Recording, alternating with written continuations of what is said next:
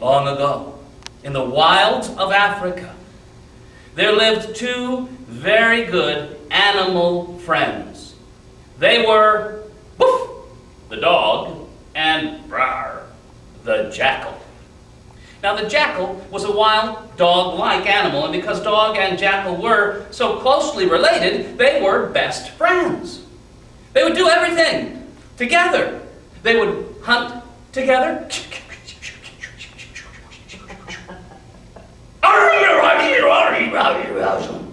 They would eat together.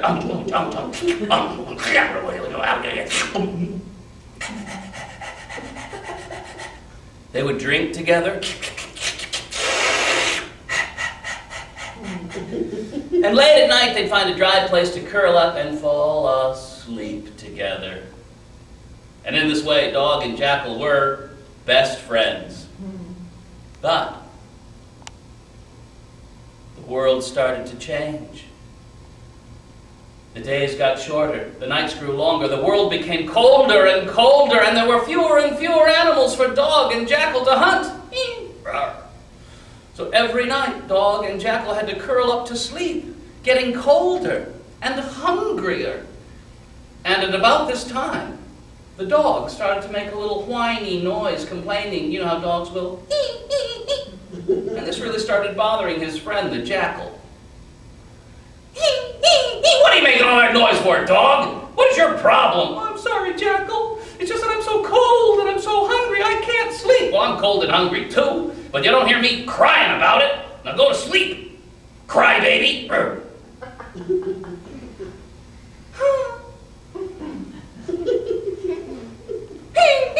said go to sleep and stop bothering me. Well, I'm sorry, jackal. I'll be as quiet as I can. I promise. You better.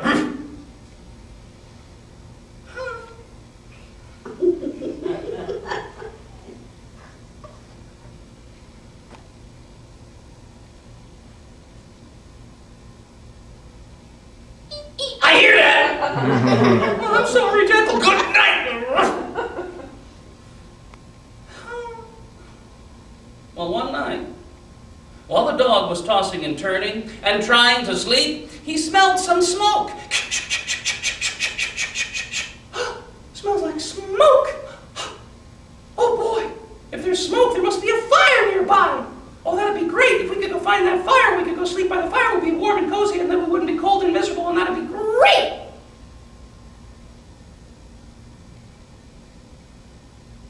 What did you wake me up for tonight, dog? What is your problem? Oh, I'm sorry, jackal, but just smell the air, smell the air. What do you smell, huh?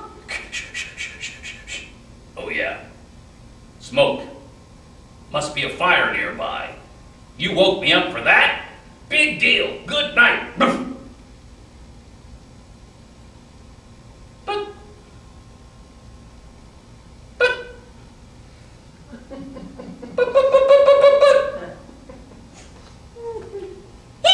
What is it now? Oh, I'm sorry, jackal. It's just that I was thinking, you know. I was thinking, if there's a fire nearby, well, couldn't we go find the fire? I mean, we could sleep by the fire. We'd be warm and cozy. We wouldn't be cold and miserable, and then you could sleep and I could sleep. Look, dog, let me explain something to you. Where there is smoke, there is fire, right? Uh-huh. Well, where there is fire, you will usually find man. You see, man builds fires when he goes out hunting. And as a hunter, he hunts wild animals like you and me. Get it? Oh. Well, I guess it wouldn't be safe to go out there if there's a hunter by that fire. No, so forget about it. Dumb dog. What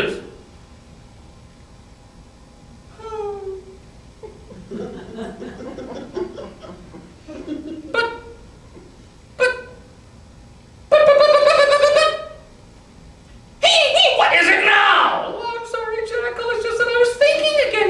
I was thinking, what if some hunter came along and he lit that fire, but then he went away?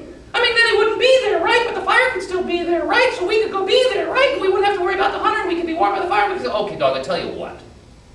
Since you are so interested in this fire, go ahead on out there. Check it out. If it's safe, come back and get me. I will be right here.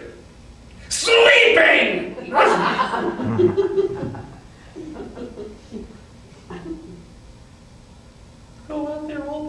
myself? But I never did anything by myself before. I'm scared. Jackal, go with me, please. Good night. But.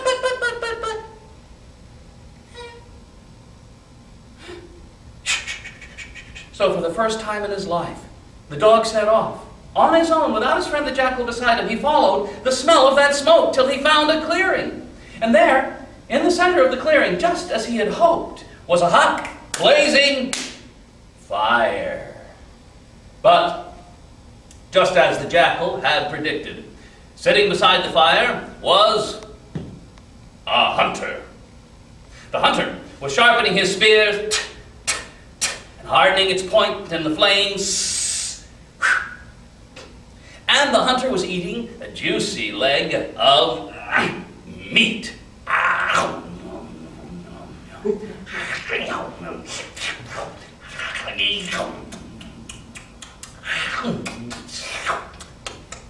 Boy, that meat smells so good and that fire looks so warm. Hunter or no hunter, I've got to get myself closer. So the dog got down on his belly and he crawled to the edge of the hunter's camp.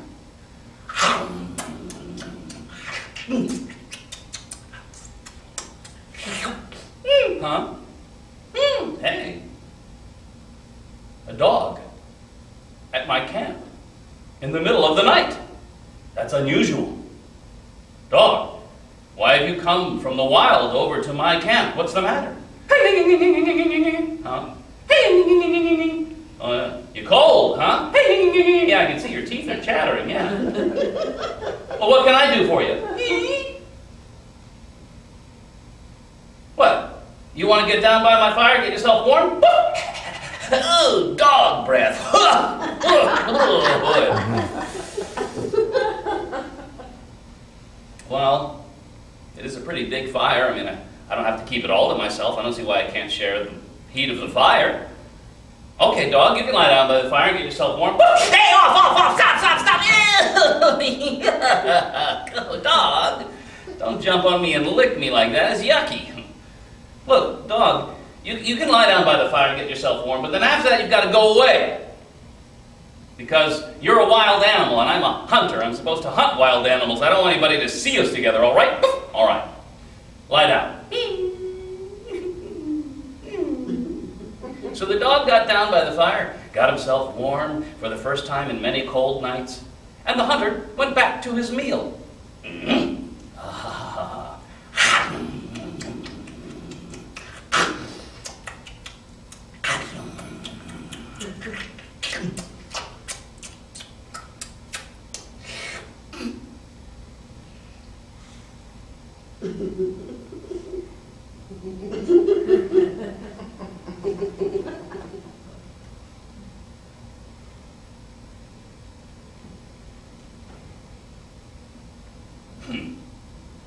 Wonder what he wants now. Oh well. Yeah. Oh.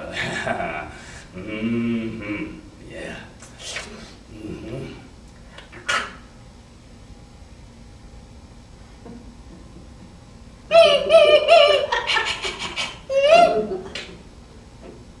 Now what is it, dog? Now what do you want?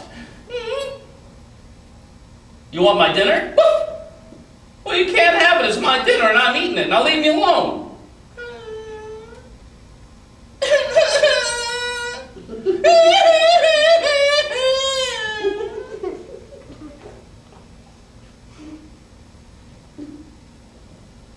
Well, I'm not going to eat the bones. You want the bones? Hey, off, stop.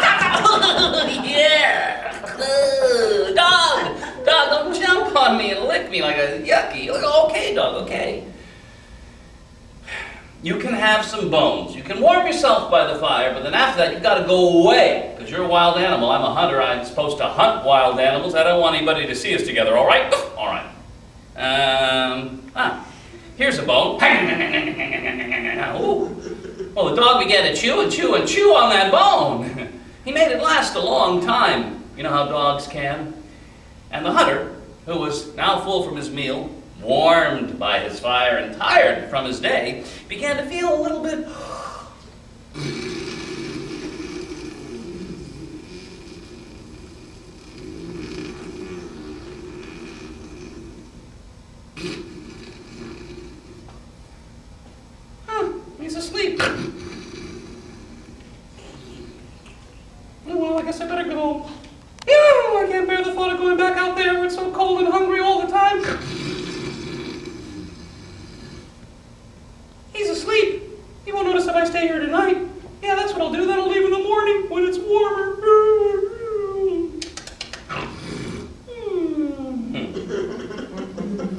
So the dog and the hunter slept together by the fire all night long. But early the next morning they woke up together too.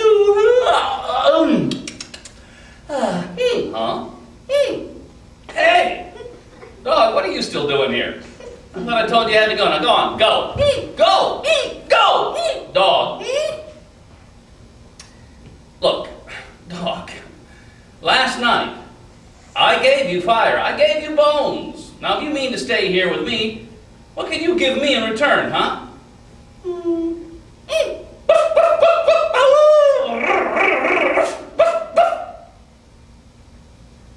You mean you could guard me, protect me, keep me safe, that sort of thing? That'd be kind of handy. That'd be kind of like having a guard. Dog, yeah. Well, what else could you do for me?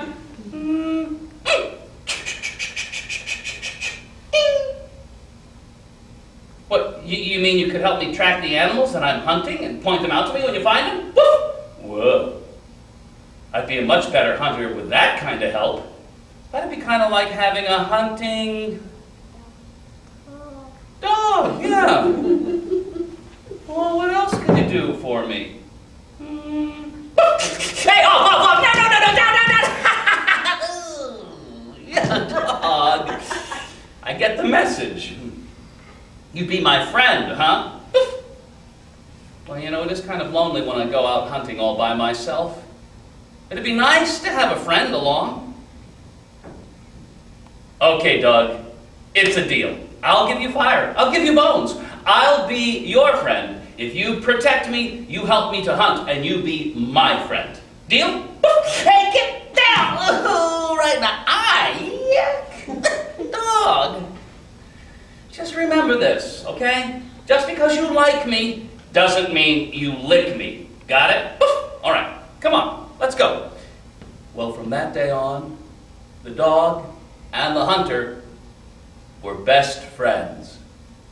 And that is, they say, how dog came to be man's best friend to this day.